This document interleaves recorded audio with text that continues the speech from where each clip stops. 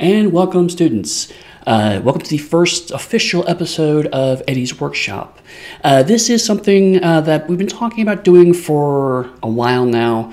I did a kind of pilot episode a couple weeks ago where I did a live stream of to kind of show what the proofing process for PDFs looks like.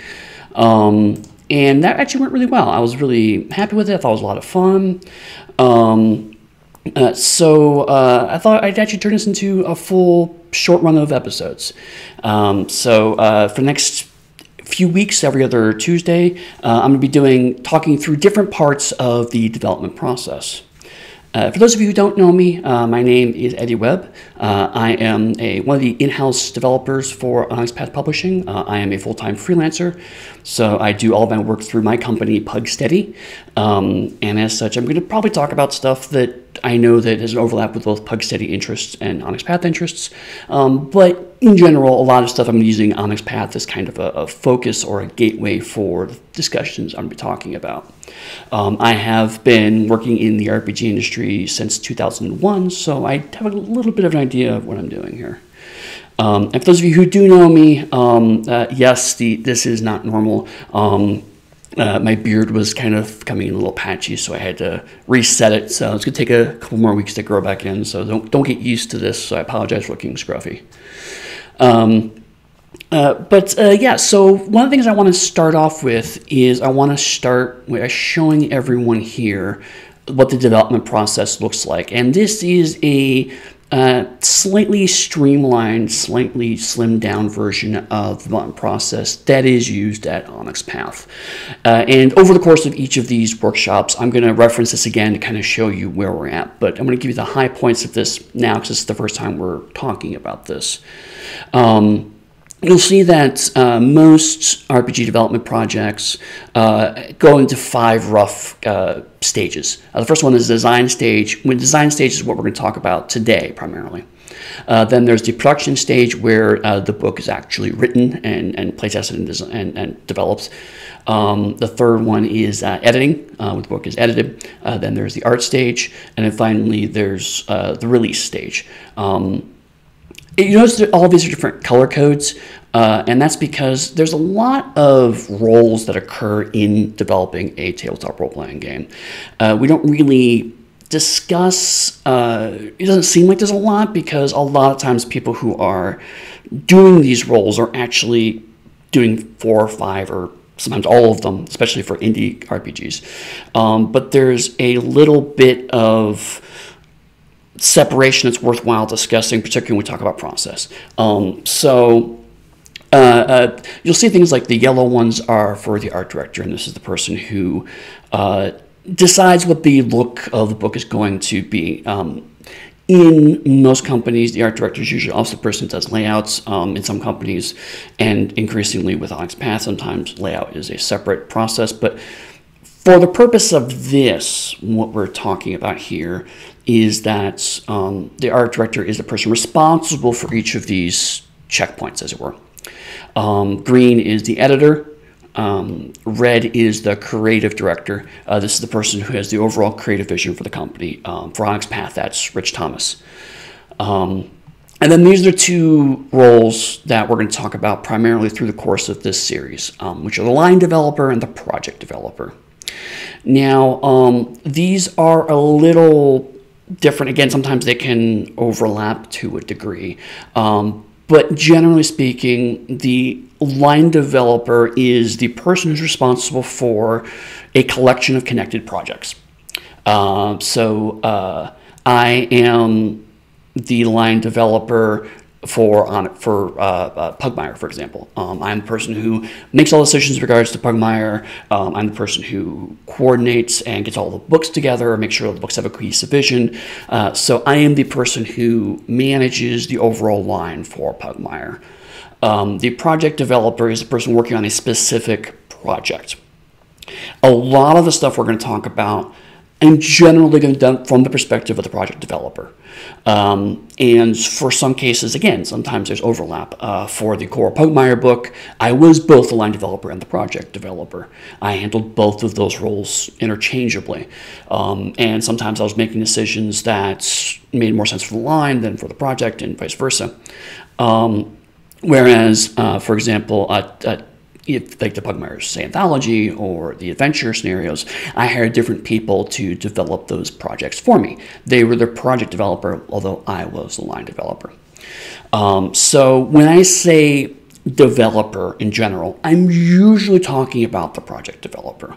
And really the hierarchy goes, the project developer is the person who manages, coordinates, and organizes how a RPG product is made. They're the project manager, they're the creative lead for that particular project, the person who works with the writers, they're the person who coordinates to a degree with the editor and the artist. They're the central point. Then they ultimately, not report to, but they coordinate with the line developer, who makes higher level decisions to them, and then the creative director is the line developer is talking to. So there's the project developer, line developer, creative director. And that distinction between the three is important for particularly today's class.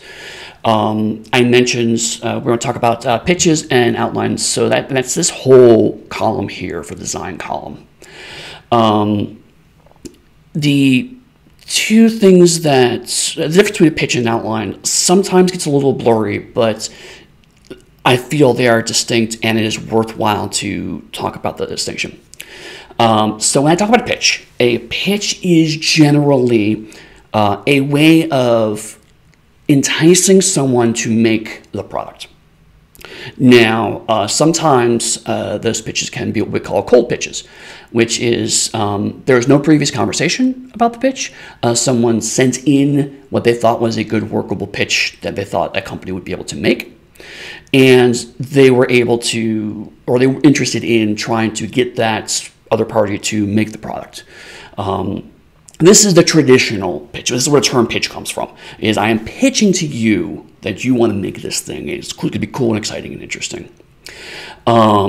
Sometimes the pitch is more internal, which is a sense of, we're pretty sure we know we want to make a book in this vein, so the pitch is then usually kind of structured around, I want you to make the book in a specific way, or I want to make this specific kind of book, or I want to convince you to make a product in this line. So, as an example,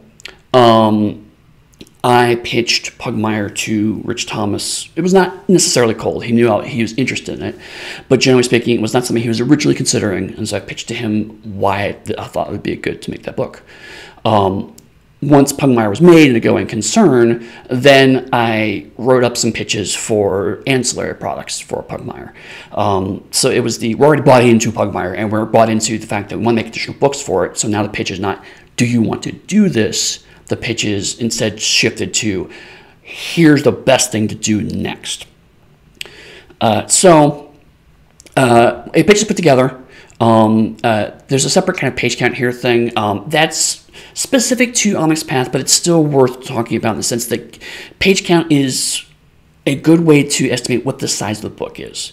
The needs, the timeline, the structure, the infrastructure, and the budget for a 50-page book is wildly different than a 300-page core book. And a 300-page core book and a 300-page supplement are, even there's slight differences there. But generally speaking, with page count, you get a sense of what the scope of the product's going to be, and that's something to include in the pitch. And sometimes during the pitch, you figure out what that scope is going to be. And then we have pitch approval. And this is something the creative director, again, decides, yes, this is the thing I want to do. No, I think I don't want to do. If the pitch is approved, if the pitch is something that, the creative director decides they do want to do, then at that point in time, you contract a developer, if that makes sense. You get a project developer on board. You want them to start thinking about where to go next. And the next step is the outline.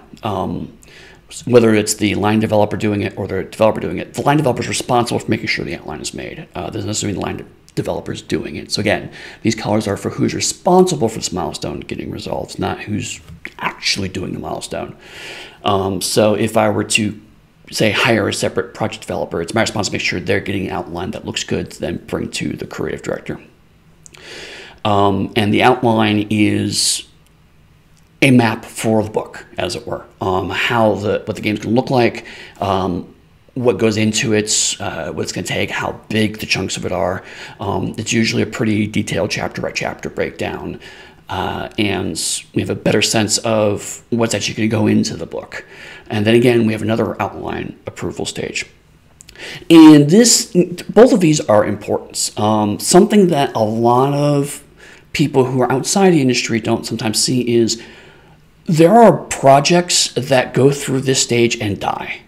For some reason, the pitch isn't a good pitch. It doesn't work out for what the company wants to do. Sometimes, less likely, but sometimes the pitch seems good, and then when you go to the outline stage, you start to uncover bigger problems with the project, and then the outline maybe just kind of falls apart. Again, it's not as common. Usually, the pitch is the pretty big, are we going to do this or not? At some point in time, once the pitch is on board and you have a contract, you're a contract developer, you're committed to doing some form of this book, but what is more common is that sometimes what you outline ends up being sometimes significantly different from what you pitch. And then the book and project can change again and again in production and editing, so on and so forth. So that's something else to keep in mind when we're talking about the pitch and the outline, is that these are best guesses of what's going to happen. And as the process goes through, there are certain parts of the pitch and the outline that are going to be sacrosanct, that you're going to decide, or the developer's going to decide, no, we really agree to this, we need to commit to this. And sometimes it's going to be, well, now that we're in the weeds, now that we're thinking about how this is going to work, it actually makes more sense if we go a different direction. So it is important to understand that this is both the part where the book is designed, where the book gets figured out and developed, but also that this is not, there needs to be a certain amount of it that you commit to, because you want to make sure that what you at the end is more or less what you agreed to at the beginning, but also understanding that a certain percentage of that is going to change, and there are going to be differences. First, I'm going to switch over to the Monarchies of Mao. I'm going to show you the Monarchies of Mao pitch and the Monarchies of Mao outline. Monarchies of Mao is a tabletop role-playing game based in my realms of Pugmire, where you play cats in the before-named monarchies. There are 6 different monarchies, and this is in a futuristic Earth. It is so far past post-apocalyptic. The apocalypse is a long time ago. Humanity is no longer around for some reason. And for context, this is a pitch I wrote for Rich Thomas at Onyx Path. We had already done Pugmire. I believe we were past the Kickstarter or right around the Kickstarter. So Pugmire was a thing that was either happened or just about to happen. And I had, in that Pugmire pitch, said I wanted to do a cat game. And so this was what I wrote for Rich. Another piece of context is this pitch is much, much longer than usual. It is a 10-page pitch. 1 page is the cover and 1 page is table of contents. It's really 8 pages of context here, or 8 pages of material here. That's unusually long. Generally, when I ask for pitches from people, I'm looking for 2 to 3 pages. I want something that's easy, concise, succinct. The reason why this went long is for a couple of reasons. One is I wanted to, at the time when Onyx Path was doing Pugmire, this is a brand new ground for them. They had not really done anything that wasn't related to a previous White Wolf based property before. World's Darkness, Chronicles of Darkness, Trinity, Scion. These are all based on World Darkness. Even based on White Wolf, and even Scarlands was originally a White Wolf property. Although at the time I believe it was jointly owned. So this is the first time it was something that was new. It was creator owned, and also specifically was totally different from a lot of stuff that Onyx Path is doing. Most 2 other games at that time were pretty in the dramatic to dark category, and both Pugmire and Monarchies of Mal was lighter. So I, at the time, felt like I needed to kind of sell what made this special and unique more. In retrospect, I didn't need to. But I think it's worth showing both some of the mistakes I made with this, and also because I was so comprehensive, I think the Monarchies pitch gives you a good sense of what kinds of things I think are important in a pitch. So the very front here, you see that this is a piece of art I got off the internet. Because pitches are internal documents, this kind of blatant thievery is actually pretty okay. My goal is there was no art that existed at this time yet for Mal specifically, and I wanted to get a certain tone across. So taking other art assets, pictures, photographs, and using those as mood boards or inspiration boards in a pitch can sometimes be useful. This happens a lot in video games where I initially learned a lot of my pitch strategy from. And so I got this image because I wanted to show right off the bat, this is kind of what I'm looking at. This is a slightly darker look for the game, and the actual final art for the game did not look like this at all. We didn't use this artist. It went in a very different direction, but for the pitch, it set the mood. And also, I put a quote here from a fictional character. And for those of you who are familiar with the Monarchies of Mal, you'll see that a lot of this looks very familiar to quotes that were on the back cover of the book, but it's not identical. There actually has been some changes to this, because again, this is the very first time I'd ever written anything down for the Monarchies of Mal. Next is table of contents. This is not usually required for a pitch. Again, if it's 2 or 3 pages, you don't need a table of contents.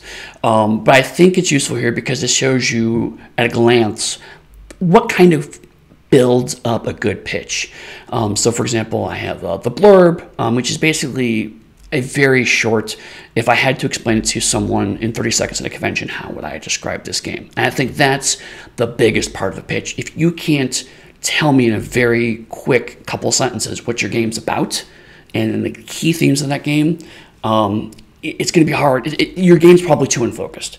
So being able to say, it is a game about playing cats in a post-apocalyptic human society using D&D as a basis with a strong fantasy element, and it's family-friendly. I could say all that pretty short time period. It helps that I talk fast, but you can say that in a pretty short time period and get a good sense of what the game's about. And then this is theme and mood are things that are pretty common to Onyx Path games, so I wanted to emulate that. But something I started doing with Pugmire, and I've been doing with all the games I've developed since, is adding action, because one thing that it's nice to have, here's the theme of the game, here's what the game's about, here's the mood that we can basically get a sense of what the game feels like. But what do you do in the game? And so I started adding action in a sense of, here's the thing that characters generally do. With the understanding that tabletop games, people will always hack them and put them in different directions that aren't necessarily intended to go that way. But out of the box, pick the game up, what are the average characters expected to do? So I added action there, and something I think is useful in a pitch is to tell me, theme and mood are nice. It gives you a sense of what the tone of the game is going to be and what kinds of explorations you're going to do. But knowing what characters do is actually a pretty big part of the pitch. And then this is the world of Pugmire. This is kind of the backgrounds of the IP. Again, in retrospect, I didn't need to do this. It's like 3 pages of material before I get to the cat-specific stuff for the game that Rich has already bought. So in retrospect, I really didn't need to put this here. And this is where a bulk of the stuff I would cut out in retrospect to do it. And then finally, I have a section called IP developments, and this is where we're very specifically talking about the business side of things. Here's what makes the game good. Here's how it will design the game. Here's some ideas for the aesthetics of the game, and so on and so forth. It's important to remember, I've talked a lot about so far what the pitch is and what it needs to do.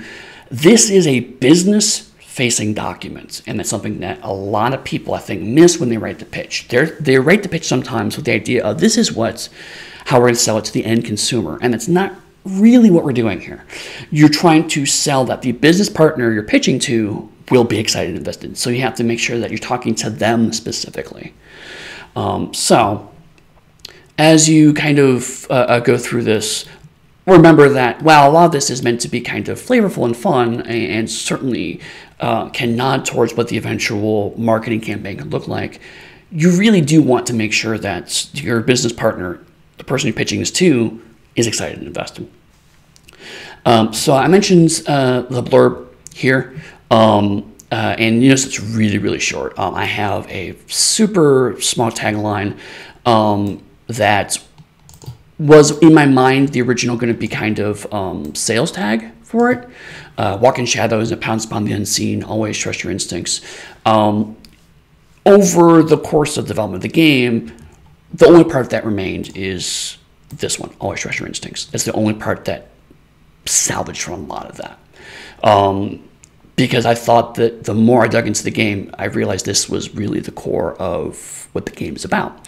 The game is at a higher level. It's about cats and their political machinations, and part of that is the realization that their society has been infested by demons.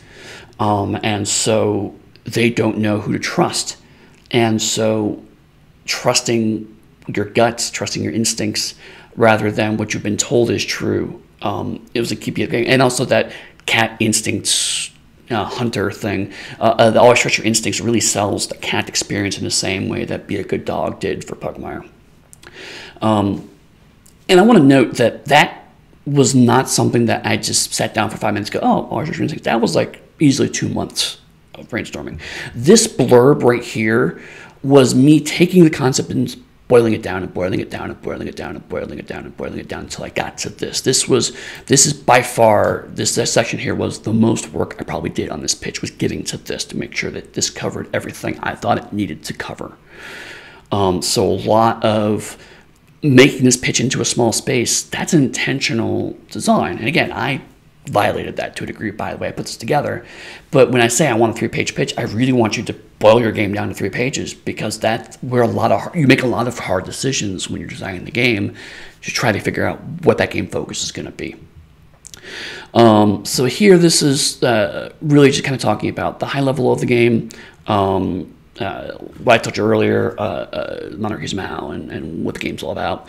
Talks about the realms of Pugmire a bit more here. I go into the themes here. Again, this is a theme that we ended up not going with, but it got the conversation started. The idea that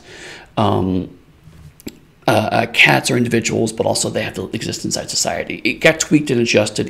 There's some remnants of it still in the core game, but it's not as boldly stated of this. When I originally wrote this pitch, I had much more the idea that individuals were more chastised and outcast, and that didn't pair well with the kind of traditional Dungeons and Dragons outsiders go off on adventure and murder people for fun and profit dynamic.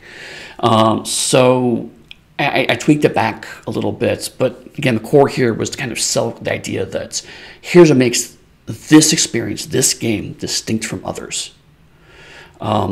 The mood here, again, this is how the mood was specifically different from Pugmire. Pugmire was much more about fun adventure. Yes, there's danger and there's intrigue and whatnot, but really it was go off and having a good exploration, and it could be scary, but you get back home and everything's fine. That's kind of the core tone of Pugmire. This is much more meant to be an intrigue game. So I really kind of spend some time talking about what happens to the cats and about the political gain and the fact that the dynamics between the different monarchies, which are effectively city-states. The action, as I mentioned before, this is kind of the part where I talk about what the characters do. And I even say here, but what do the characters do? And I give some options of things they can do that aren't the core experience. They can engage in politics, they can build personal relationships, they can fight terrible wrongs, they can rob and steal to keep their family alive, but they explore. This to me shows two things. One, there's a lot of breadth in what you can do with the game. And it's always good for a tabletop role-playing game to say, well, you can do this, this, this, this, and this. But there is one core thing that you generally do, and actually the game is still focused and direct. Cats are going to go off and explore. And a lot of the design decisions of the game came from that cats go out and explore. How we focus, like I could have wrote 100 pages of all different political intrigue and factions inside there to really emphasize the intrigue part, but the intrigue really is the mood. The action is exploration. So the intrigue gives you the context and the structure and the flavor for why you explore, and what happens when you explore and the results of your exploration, but the exploration is still key and central. So this again allows me, I'm only on page 4 or page 2 of the actual material, as it were, and I've already told you a lot about the game. So this is all stuff that I'm going to skip. The only piece of it that is really relevant is the precepts of Mao.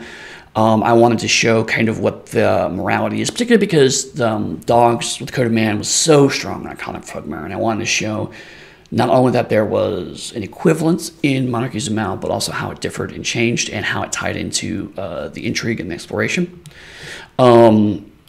But I just probably spent too long explaining this, because as you see, it's like a page and a half of just talking about the political system. And in retrospect, that was not something that was a key part of the game. So, but again, I didn't know at the time. At the time, I thought this was going to be a little more like Vampire the Masquerade in terms of a strong, robust political system with characters are engaging in a pretty regular basis. We pulled back on that during design, but at the time I didn't know that. And then we go into the fantasy tropes.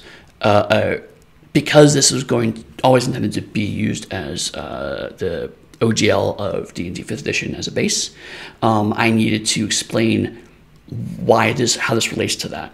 And specifically, I point out that many elements relate to genre fantasy tropes, and that's by design. So I'm not using D&D 5th edition because it's a popular or convenient system, because at the time I designed this, actually, we weren't sure how 5th edition was going to do. It had just really come out maybe 6 months prior.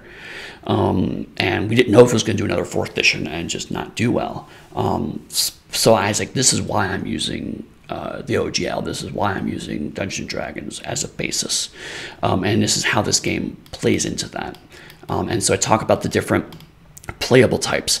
This is something that I think is a little more central to something like a pitch document, to show here are the kinds of characters you can play. Here's the things that players can aspire to be.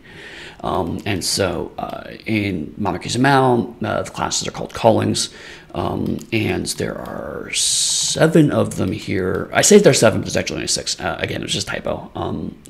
I didn't proofread this as well as I probably should have. But at one point in time, I did plan to have a 7th, and I just decided against it. And then there are the houses. Again, this is a little deeper, shows you the kinds of characters you can play, but in this case, it's because breeds were such an important part of Pugmire. Whereas the callings here are kind of similar to the ones they were in Pugmire. In fact, we're pretty, as you'll see in later episodes, it was actually much closer than it probably should have been. The houses were a pretty strong change. Pugmire was based on breeds. And I talk about this a little bit when I was verbally pitching document to Rich, was the sense that dog owners will tell you what the breed of their dog. I have a pug, I have a poodle, I have a labradoodle, I have a shih tzu mixed with a Rottweiler, what have you. Cats are like, he's black, he's kind of tuxedo. It's much more about the color of the cat usually. They're more identified traditionally by pet owners by their fur rather than by their breed. And so having breeds didn't make sense to me for the game I wanted to kind of bring across. So that's where I brought in the intrigue of now they belong to houses, and houses have colors, and the colors of the house are important to what they wear. And that ties back to the, oh, well, my cat has green and black because they're part of this house. And I mean, to clarify here is like, this is a little more Legend of the Five Rings or Game of Thrones. The idea of political houses that own land and have secret intrigues is another classic fantasy staple. So I'm going back to my original point. These are still traditional fantasy staples that are being reimagined and reinvented. And then I go into the six houses and the 7th kind of non-house, because I always think it's important, if you're going to have institutions, having an idea of a place where people who don't want to be part of the institution can go. So that's where the Shadow Block came. And again, unlike Mutts in Pugmire, where Mutts are kind of like, everything else goes here, the Shadow Block is itself also an institution. It's just a very ad hoc and abstract one. But it's something still recognized by society, as it were. And then finally, we go into the IP development stage. And again, this is now where everything else was stuff that I can and did pull up and repurpose for things like marketing, for the outline, so on and forth. This is directly me talking to Rich on a professional level of why I thought Onyx Path would be a good basis for this. And I clarified, a lot of what made Pugmire compelling, things that are going to be reflected in here, because I wanted to reassure that I had a good sense of what made Pugmire good, what made Pugmire attractive, why that Kickstarter did well. So I'm not going to change the things that work. And it has things like, the joyful drama. The game is about the fun of being in these dramatic situations. It's friendly to young adults and family. It's geek audience friendly, so people who are familiar with these genre fantasy tropes are going to be able to quickly adapt and understand what's happening here. And the fact that these are people over the fact these are animals. The idea, I always want to emphasize with this game that these are characters. These characters are interesting and compelling in their own right. They happen to be dogs and cats. And I think it's one of the reasons why Pugmire does really well. That fact, because there's only so far you can get with, oh, it's a cute dog, but then it breaks apart for something else after that. They say, oh, it's a cute dog, and also he has a tragic backstory, and he wants to reunite with his mother, who's in a different kingdom far away. Now we're getting to characters, and those characters are people. And the fact that they're dogs and cats can tweak and inform what they are, but ultimately they're people. And then this is the design. You'll notice that the actual RPG design section here is about a couple paragraphs, 6 bullet points, 7 bullet points, and a paragraph. It's not long. Now, this is a case where it really depends on who you're pitching to. Some companies are really going to want to have a better sense of what the system's going to do because they know their audiences, and they expect their audience is going to want to know what makes this game mechanical system more compelling. I worked with Rich for well over a decade now, and I know that's not what he's looking for. I know he's looking for a cool world, but also it's still a tabletop role-playing game. He still needs to know what this tabletop role-playing game is going to do. And so I'm focusing on things like, I mentioned specifically it's a variation of the D&D 5e SRD. Side note, I do use OGL and SRD interchangeably. OGL is the open game license, specifically as the license that allows people to use elements of the Dungeons & Dragons systems to make games. The SRD is the actual mechanics that are being licensed out. They're not interchangeable concepts. For the purposes of this pitch, they more or less are, because I'm saying the same thing, which is that it's not, I don't have Hasbro money, I am not Hasbro, but I am using what Hasbro has licensed out to people to make a game that is evocative of an equivalent and emulates Dungeons & Dragons, effectively. Also, I put in as a firm goal, these two characters will be largely cross-compatible. Now, at the time, I didn't know how much that meant. It turns out that they're almost entirely cross-compatible. I want to give myself room to say there may be parts where they don't quite line up, but the reality is the actual character creation part is where they're the least identical, but once you make a character, except for a couple of minor rules, ultimately they're identical. The cross-compatibility was something that was important and something I designed for, but it turned out that I didn't have to design as much away from it as I thought I might have to. Because as specifically mentioned here, some rules need to change to reflect the difference in play between cats and dogs. And so the bullet points are really about the things I thought would change. Now, I'm actually looking at this for the first time since I pitched this back in 2017. So it's been a few years. But I'm pretty sure these all were in. So Fortune working differently, that stayed in. There's a very slight change to it. Columns will be slightly reskinned versions of Pugmire columns. That actually did change to be further away from Pugmire columns to be found during the early access process that people thought they were too close. House taking the places of breed, but slanted away from instinct abilities and more towards house training, that did stay. But also, yeah, like I may do this. I also want to consider. I don't have all the answers here yet. It's okay if I don't have all the answers sometimes at the pitch. I just want to know what direction I'm going in and making sure that Onyx Path is okay with that direction. Tricks will be adjusted to focus on offering personal bonuses over splash benefits. That's something it did. Tweak personality traits that did, but very minorly. Magic works similarly. That stayed the same, at least in our sense of the enemies we knew as well. But I think I'm just on 75%, if not slightly less. There's more overlap than I expected at the time. And then finally, the art notes.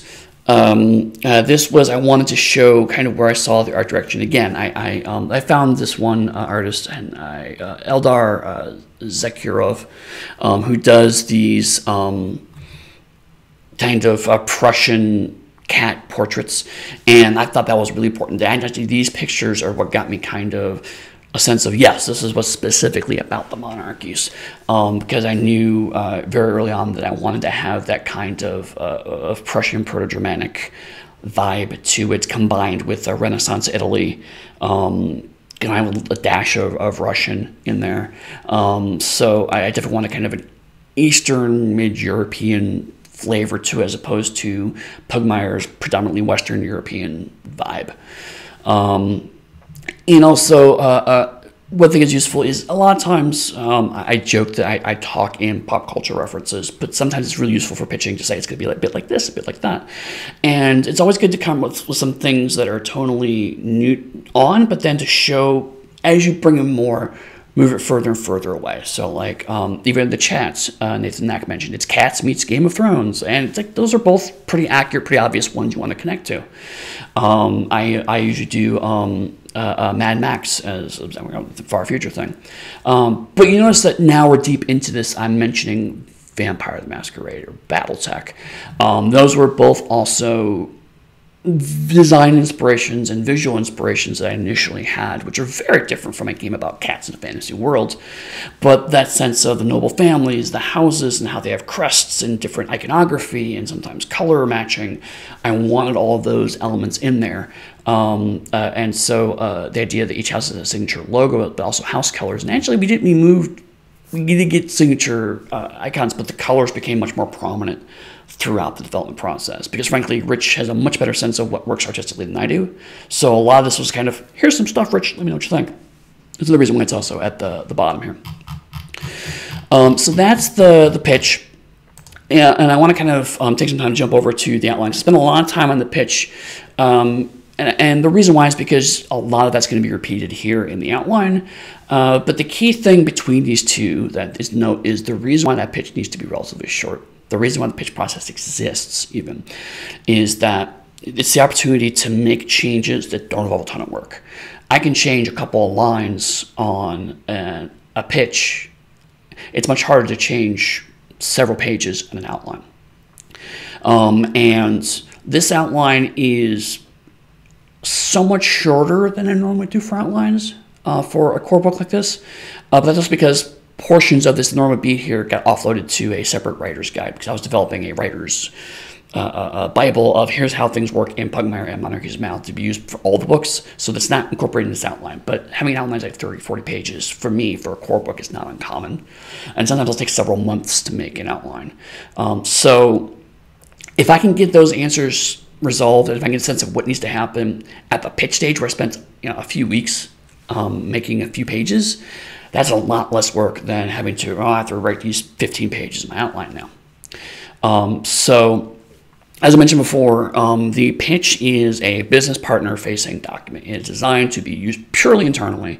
Rarely, except for cases like this, is a pitch really seen by the outside world. So there's going to be mistakes in there, it's going to be shorthand, whatever. It's meant to just facilitate communication so that the partner can look at it, mull it over, come up with questions, leads to the actual conversation of, yes, we're going to do this, no, we're not. Usually there's some form of, I have further questions, talk about it.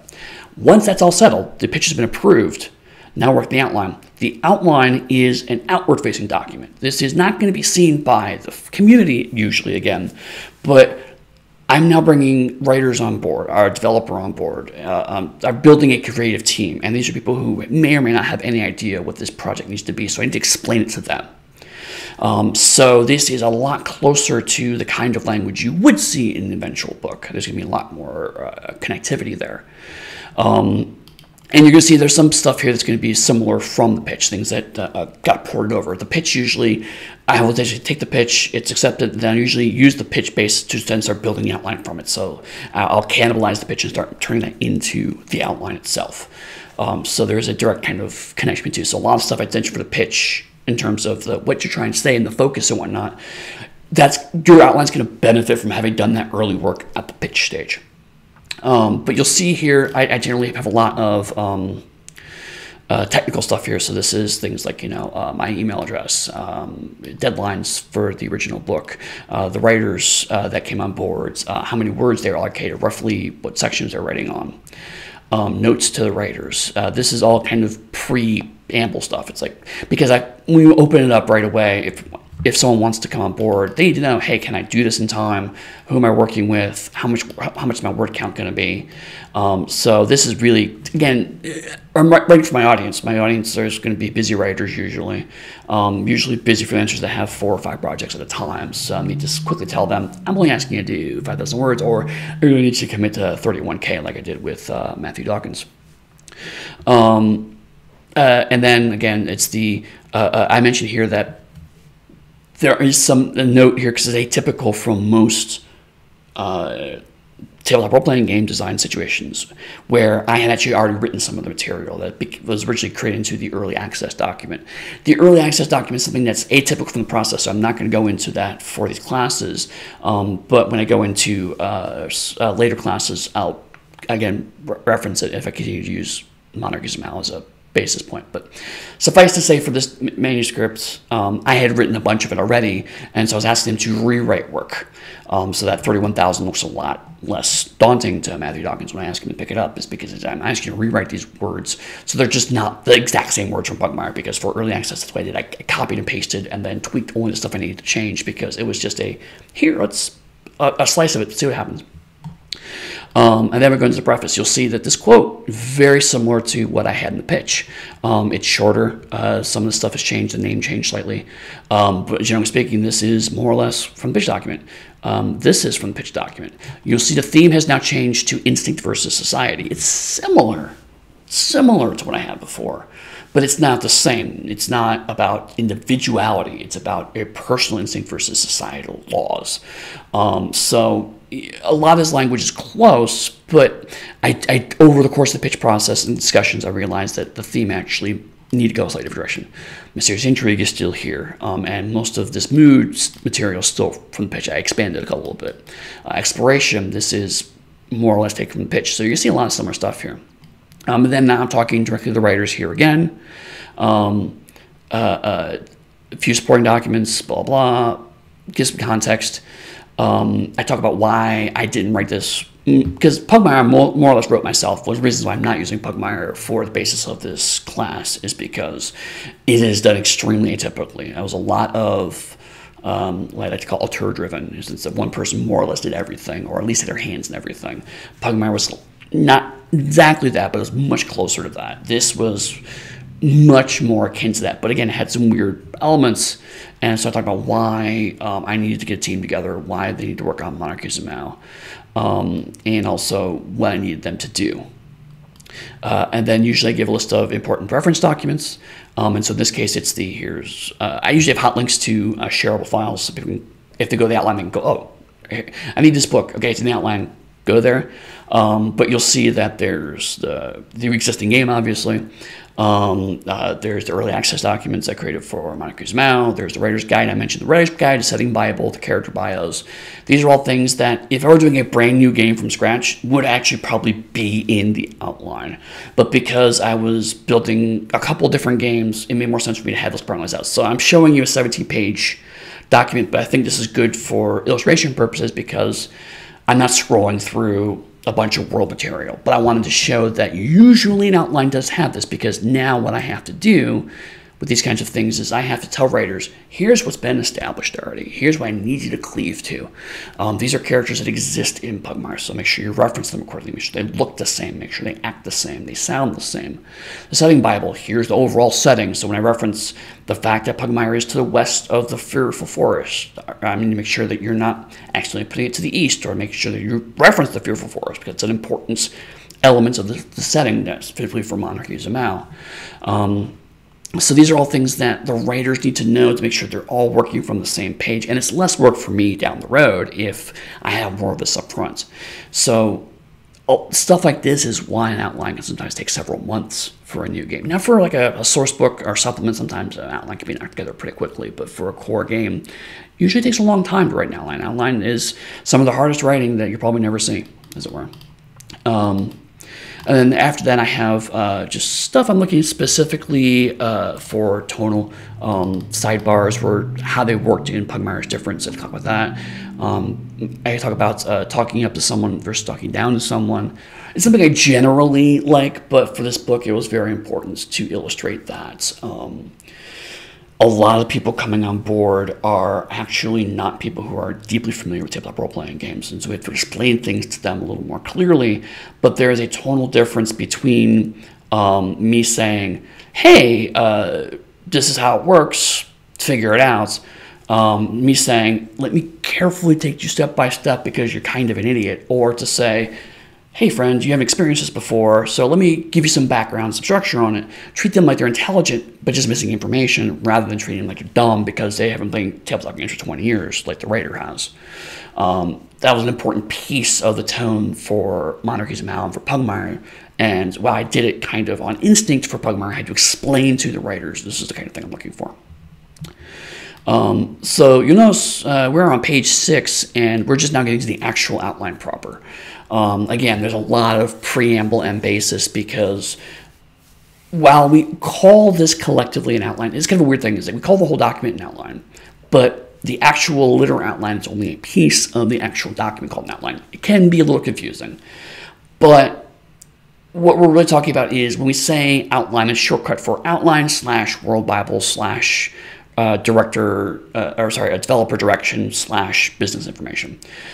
But it's easiest to put it all into the outline, so the actual outline portion is still a meaty part of this document. It's still the other 11 pages of this document, but it's not the first thing you see. So it can be a little confusing if you're coming from the outside, but understand that when I say outline, I'm talking about everything that's related to the outline as well as the outline itself. And then generally, this is a much more explicit breakdown. We talk about things like, I have 2,000 words here for the credits, the license information. I have to quote the OGL, table of contents, stuff like that. And it's got to say, this 2,000 words, I'll write it, obviously, because it's just the ephemera that comes with other word count that usually comes with making a book. I usually write that stuff as a developer myself. And then there's fiction here. Because it's me, I just put a sentence here to tell the rest of the writers, here's what's going here. I don't know what's going to happen. In this case, I think I just reused the fiction from early access. So it's like, I'm writing this, just to let you know what I'm doing here. Now we're getting to stuff that I outsource to other writers. And so introduction, it's pretty straightforward what introductions are. So I say, hey, check out Pugmire, but then I'll say, here's a bunch of bullets of things I want you to cover. So this thing needs to cover this. For something like an introduction, I don't need to give much more direction than that. Especially because I've worked with Rob before. He worked with me on Pugmire itself, so Rob was already aware of the tone of Pugmire. So I didn't have to tell him much, so it's just like, here's how it happens. That being said, something to remember is that this document, before it's going to writers, is going to be approved by the creative director. It does have to go through a review process. So it also has to, I have to kind of speak to the audience to a certain degree. Even if I tell my writers, just go ahead and do this, I still have to tell Rich, here's what I'm expecting to see here. So there's kind of a push and pull, a sense of like, I'm not telling you everything, I'm telling you a lot of things. And sometimes I'm telling the writer things that they already know, but also if the other writers are reading these sections, they may not be aware of it either. So there's lots of reasons why it's good to at least, even with stuff like I'm writing it, there's no logical, logistic reasons why a document, I have to tell myself what to write. But it's telling the rest of the team, it's telling the person approving the outline, it's telling the person agreeing to the outline what's going to happen in this space. Some of these are going to be a little more comprehensive. Like this is the setting background, so I talk a bit more about what I want here and a lot more bullets.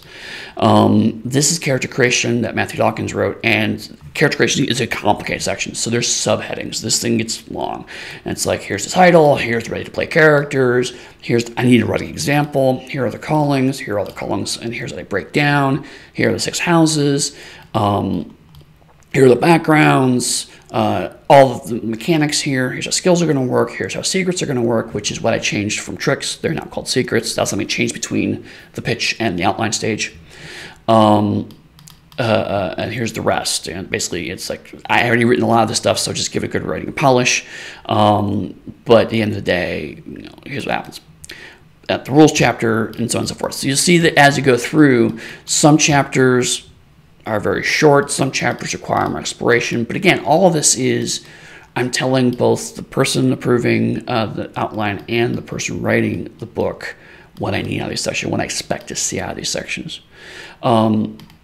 And some of this may change. I'll show, like in next episode, I'm going to talk about red lines, and I show you kind of how the character creation chapter evolved, because that's a good example in Monarchies of Mao of how a manuscript can change over time. But like, for example, here with enemies, Rob did the enemies for me last time for Pugmire, so I didn't have to do much, but I wanted to clarify 75% new, as I mentioned, you saw in that pitch. I need to have that 75% there. Run the list by me. I want to be a little more weird. Here's the adventure, and so on and so forth. I got 10 minutes left. If anybody has any questions, feel free to drop them in the chat. As I said, a lot of this is very kind of idiosyncratic. It really depends on the project. Outlines can differ and pitches can differ wildly for some books. Some books, the pitch is purely verbal. It's like, hey, we're going to do the stretch goal for Aberrant. Cool, great. And then the stretch goal gets hit and it's like, great, now I have to make this game. What did we put into the Kickstarter pitch? The Kickstarter said block. Great, that's the pitch. And then we build from there. Sometimes like pitch is a little more comprehensive. If you're making a whole new game to sell to a company, you better have a written formal pitch. And odds are you're probably going to also have a conversation with a person you're working with at some point. So having a 2 to 3 page pitch is good. And also, it's good design work. It will help you to keep your game focused and keep your game organized and make sure that you're going in the right direction with it. And then the outline, again, you want to design that to be much more of a document that's useful for the writers as well as the people who are approving it. So if you have any more questions about pitches or outlines, I'm scrolling through chat right now. It seems like there's not much, except for people remarking on, yes, my lack of beard. I know it's scary and terrifying, Kung Fu venomous, but we will get through this together, I promise. And I mentioned, Nathan's mentioned about cats versus Game of Thrones. I actually use Lord of the Rings Beast Planet of the Apes, but with cats. But I do Game of Thrones. Game of Thrones is totally odd for monarchies, just because, especially with the TV series, so many people have associated it with sex and violence, and that's not a big thing with the Monarchies of Mao. So it was one thing I struggled with, actually, was trying to figure out what's the good connection there. And then I felt like Lord of the Rings had enough of the background stuff. Again, as the game design went on, the intrigue went more and more into the background, so it became less of a cultural touchstone, if you will, for the game. Well, then if there are no more questions, I'll let you know that next episode in 2 weeks' time, so it's not every Tuesday, it's going to be every other Tuesday, I'm going to go into red lines for Monarchies of Mao. My coworker, Matthew Dawkins, has graciously allowed me to share my red lines with him for Monarchies of Mao. And I wanted to, and it was a really good chapter to kind of illustrate how things can change. And so that's going to be the bulk of the next episode. I'm talking an hour talking about it. And it may seem like a long time to talk about red lines, but it is important because it is such a difficult skill to wrap your head around if you've never really developed before. And so I think it's worth taking the extra time. And for those of you who don't know, when I say red lines, what I'm meaning is when you're giving constructive feedback back to the writers after their first draft. So red lines are really just me commenting on them, making corrections, showing why those corrections are. And really, my goal is to train the writers that way. The next draft will be good, and also any future work I get out of them will ideally be better as a result. So when I try to red line, I'm usually, what is known as being heavy with red lines or bleeding from red ink, as it were. That's where the original red lines were originally done through with the red ink on typewritten manuscript. It's going to be pretty heavy, not because I hire bad writers and want them to feel bad, but because I would rather take the extra work now, so that way, ideally, when I hire them later, they will not make those same mistakes, and so my work becomes easier. It makes better sense to me to just put more work up front than constantly reworking their stuff down the road. So if that's something that sounds cool to you, feel free to check that out in 2 weeks. Is also, if you wanted to chat with me, I am available. My website is pugsteady.com. That is the name of my company, as you see in the cool corner over there. Oh, pointing the wrong way. Corner over there. That is my company. I'm full-time freelance, self-employed, and so my website will show you the kind of books I've worked on. Also has some great links to articles I've written, videos I've put together. I've also done a series of tabletop RPG design talks for Extra Credits, which is an online YouTube channel. So if you check it out, from there you can also find my social media accounts. On Twitter, I am Pugsteady, Pugsteddy. It's my name plus Pugsteady kind of mashed together. So find me there. I'm also eddyweb-pugsteady on Facebook. I have a page there which you can interact with me. And also find me around the onyxpath.com. I'm occasionally on the Onyx Path Discord. I'm one of the 3 hosts for the Onyx Pathcast. So if you really want to listen to my voice, there's plenty of opportunities to do that. And if you have questions about the development process that you want to have answered on this show, feel free to message me on Twitter or drop me a link through Pugsteady. And I'll take that into consideration, because right now I have about 4 or 5 episodes planned out. If there's other topics that I'm not thinking of that other people find interesting, I'm happy to go ahead and slot those in. Subscribe to the Onyx Path on Twitch if you haven't already. If you're watching this afterwards, either on VOD or on YouTube, I'm here every other Tuesday at 4 p.m. EST, and I will talk to you next class. Thank you.